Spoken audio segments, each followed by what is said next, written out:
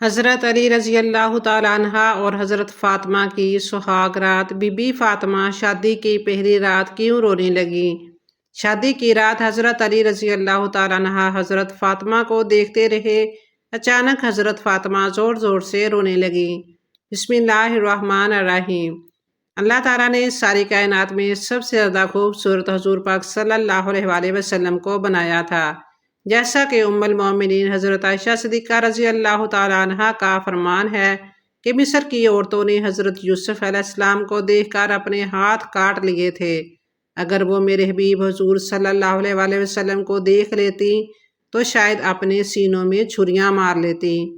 حضور صلی اللہ علیہ وآلہ وسلم کی ساری خوبصورتی اتر کر حضرت فاطمہ الزہرا رضی اللہ تعالیٰ عنہ کے اندر آ گئی تھی۔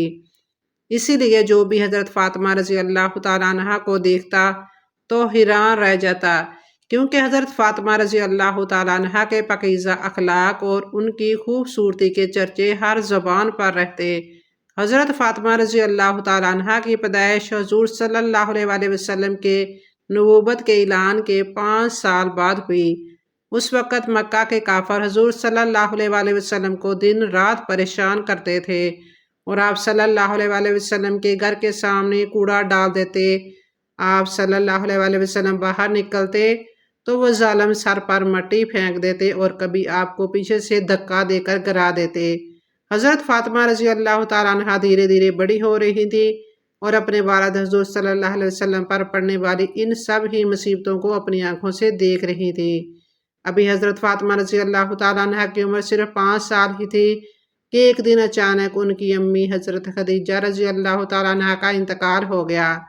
دنیا میں ایک ایسی شادی بھی گزری ہے جس کے لیے حوروں اور فرشتوں نے خوب تیاریاں گئیں، ایسی شادی کہ جس کے لیے ہر صحابی دلہا بننے کا خواہشمند تھا، لیکن اس شادی کا دلہا خود اللہ پاک کی ذات نے چنا۔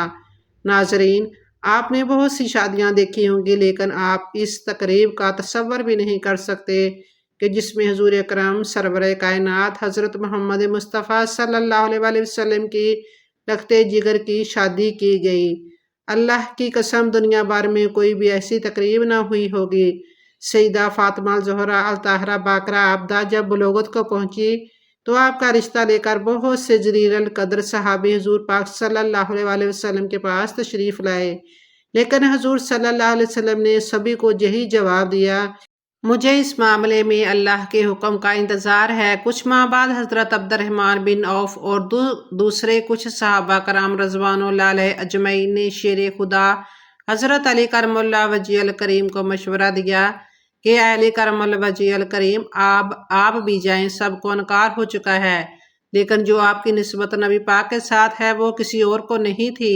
حضرت علی رضی اللہ تعالیٰ عنہ رسول اللہ صلی اللہ علیہ وآلہ وسلم کی خدمت میں گئے کہ اتنی دیر میں اللہ کے محبوب صلی اللہ علیہ وسلم نے فرمایا، اے علی بن ابی طالب، آج تمہارا آنا کیا فاطمہ الزہرا رضی اللہ تعالیٰ عنہ کے رشتے کے لیے ہے؟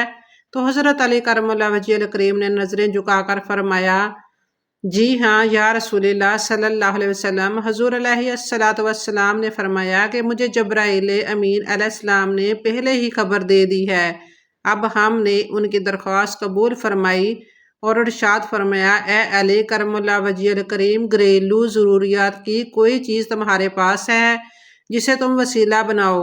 امیر المومنین حضرت علی کرم اللہ وجہ الکریم نے فرمایا، میرے پاس ایک تلوار، ایک اونٹ اور ایک ذرہ ہے۔ حضور علیہ السلام نے فرمایا، تلوار کی تمہیں ضرورت ہے، ہر وقت جہاد کے لیے تیار رہتے ہو، اور اونٹ تمہاری سواری کے لیے ہے، وہ بھی ضروری ہے۔ میں تیری طرف سے ذرہ پر اکتفا کرتا ہوں، اور اے علی رضی اللہ تعالیٰ عنہ، تجھے بشارت ہو کہ اللہ تعالیٰ نے تیرا اور حضرت فاطمہ رضی اللہ تعالیٰ عنہ کا نکاح آسمان میں کر دیا ہے۔ مجھے اللہ تعالیٰ کی طرف سے یہ حکم ہوا ہے کہ میں بھی سب کے سامنے تمہارا اور فاطمہ کا نکاح پڑھا دوں۔ اس طرح رسول اللہ صلی اللہ علیہ وآلہ وسلم نے حضرت علی کا نکاح پڑھا دیا۔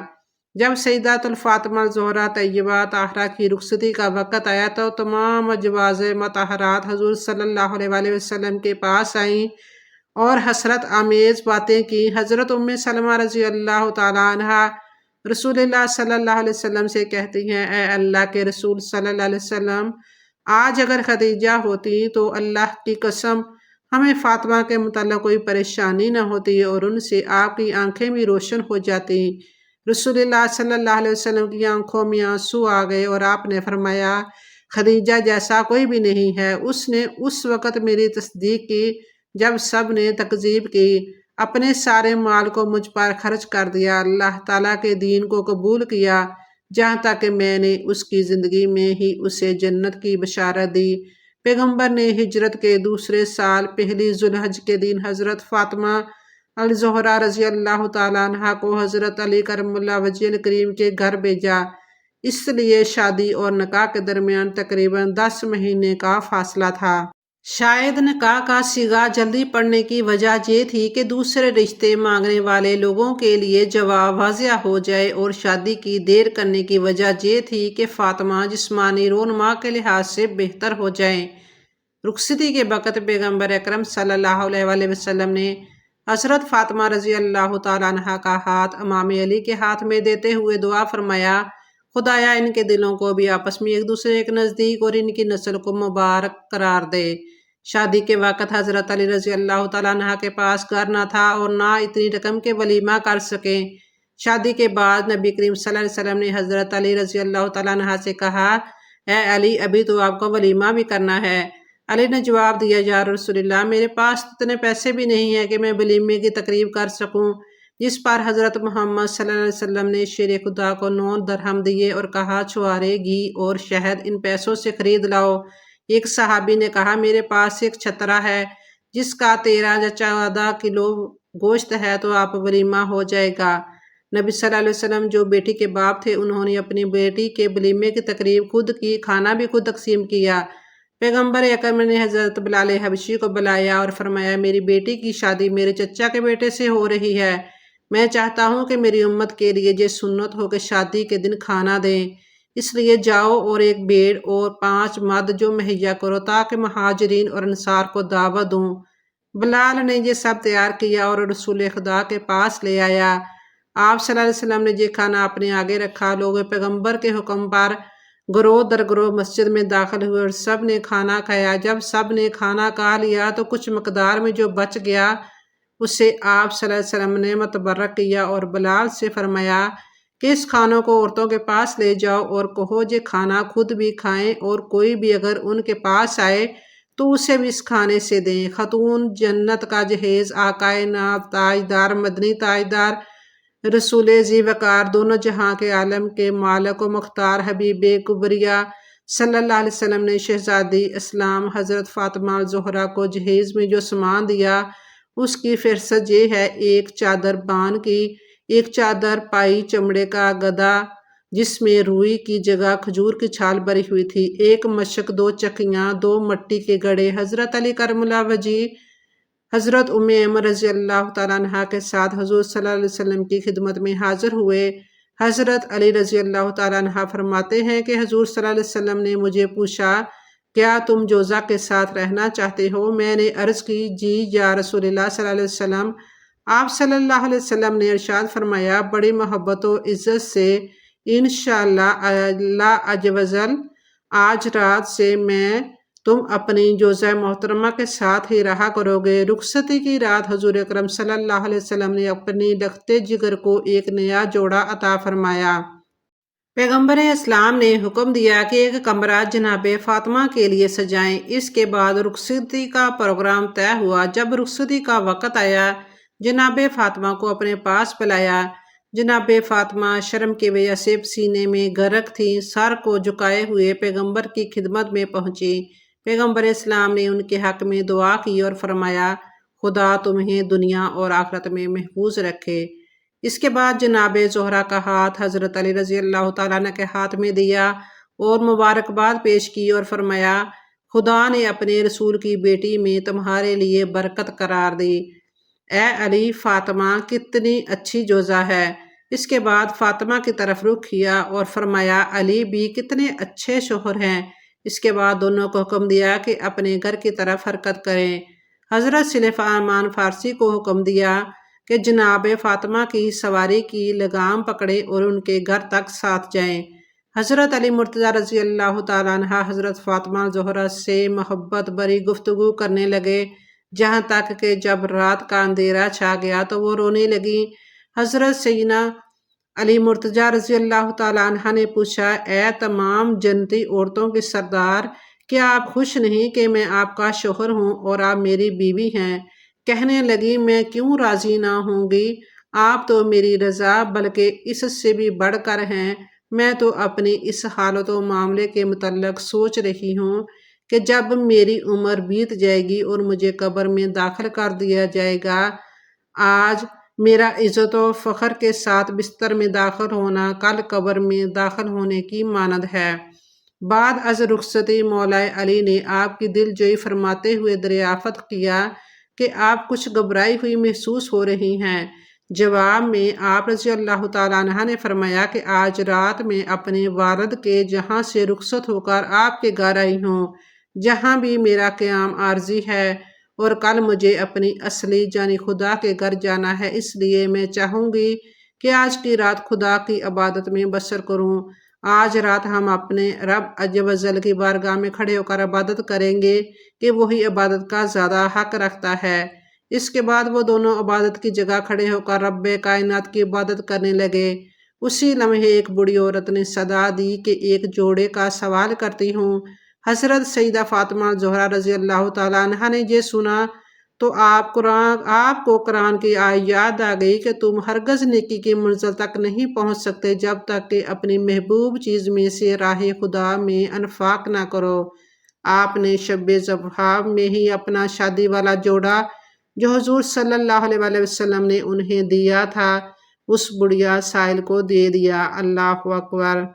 دوسرے دن جب رسول خدا صلی اللہ علیہ وآلہ وسلم نے حضرت زہرا کے جسم اطہر پر پرانا پیراہن دیکھا تو پوچھا، اے میرے جگر کے ٹکڑے، آپ نے نیا پیراہن کیوں نہیں زیب تن کیا ہوا؟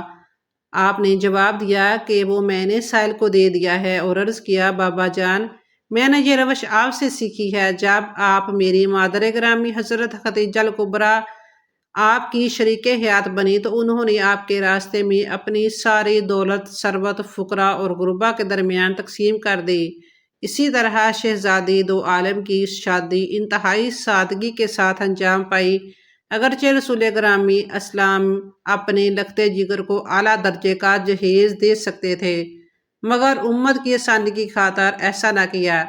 چنانچہ حق جوزی ادا کرنے سے پہلے ابتدائی 3 دن ان دونوں مقدس ہستیوں نے دن روزے میں اور رات عبادت الہی میں بسر کی۔ شادی کے کچھ ہی عرصے بعد نبی پاک صلی اللہ علیہ وآلہ وسلم حضرت فاطمہ زہرا رضی اللہ تعالیٰ عنہ کی جدائی اور دوری کی وجہ سے پریشان رہنے لگے، اس لیے سوچا کہ بیٹی اور داماد کو گھر میں ہی جگہ دے دی جائے۔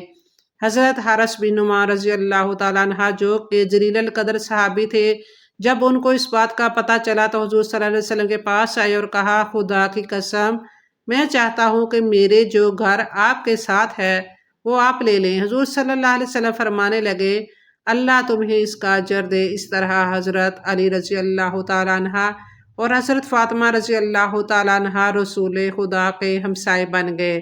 حضور صلی اللہ علیہ وسلم نے حضرت فاطمہ رضی اللہ تعالیٰ عنہ کے بارے میں فرمایا کہ میری بچی فاطمہ میرے جگر کا ٹکڑا ہے، جس نے میری بچی کو رلایا اس نے مجھے رلایا، جس نے میری بچی کو خوش کیا اس نے مجھے خوش کیا۔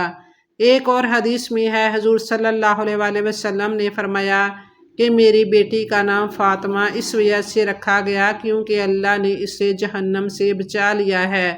جو بھی میری بچی فاطمہ سے محبت کرے گا اللہ اسے بھی جہنم سے بچا لے گا۔ حضرت علی رضی اللہ تعالیٰ عنہ سے حضور صلی اللہ علیہ وسلم فرمایا کرتے تھے کہ اے علی، تو میرا بھائی ہے، جنت میں تیرا گھر میرے گھر کے سامنے ہوگا۔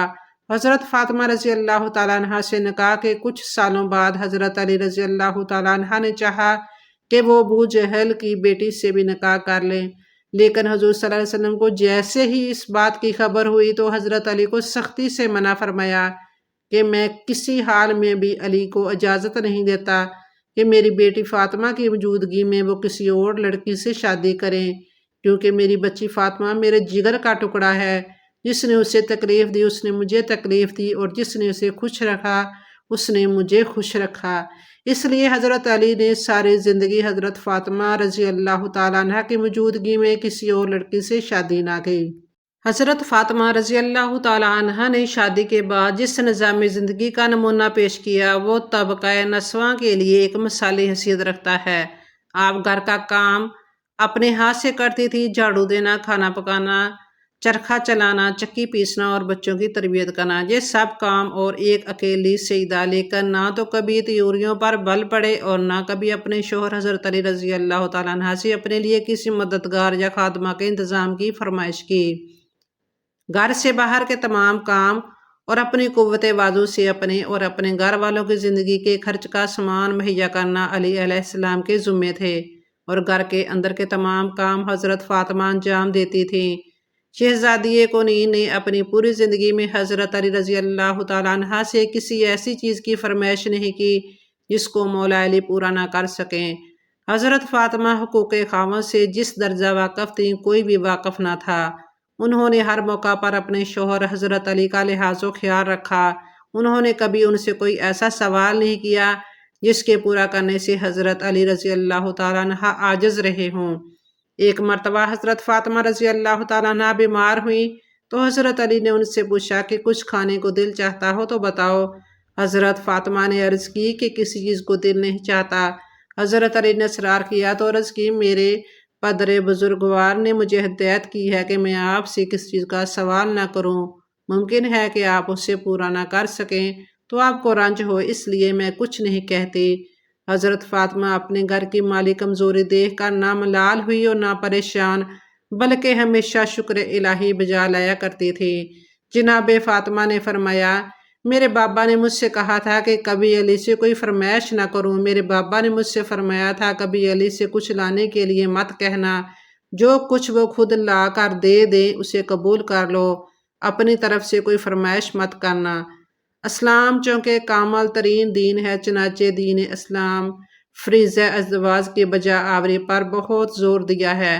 انسان اپنی ساری زندگی آرام و سکون کی تلاش میں صرف کر دیتا ہے، وہ مال و دولت سمیٹتا ہے، ایک بر اعظم سے دوسرے بر اعظم کا سفر کرتا ہے، حتیٰ کہ منشیات کا سہار لیتا ہے تاکہ کسی طرح اسے سکون میسر آ جائے، جبکہ خداوند عالم قرآن مجید میں سکون کو اپنی یاد میں اور ازدواج سے قرار دیا ہے۔ خداوند عالم نے قرآن مجید میں ازدواج کو اپنی آیات اور نشانیوں میں سے قرار دیا ہے، اور اس کی نشانیوں میں سے یہ بھی ہے کہ اس نے تمہارا جوڑا تم ہی میں سے پیدا کیا ہے تاکہ تمہیں اس سے سکون حاصل ہو، اور پھر تمہارے درمیان محبت اور رحمت قرار دی ہے کہ اس میں صاحبان فکر کے لیے بہت سی نشانیاں پائی جاتی ہیں۔